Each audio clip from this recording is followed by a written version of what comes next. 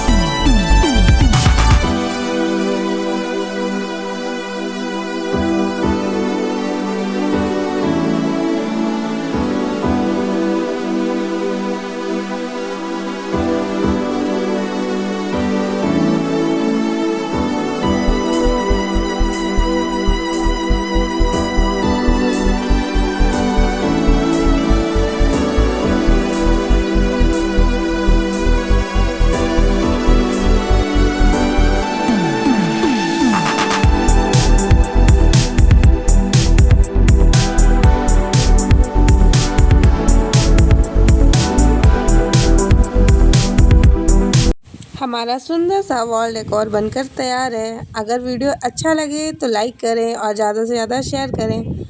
Make sure आपने channel को subscribe कर रखा हो। Thank you.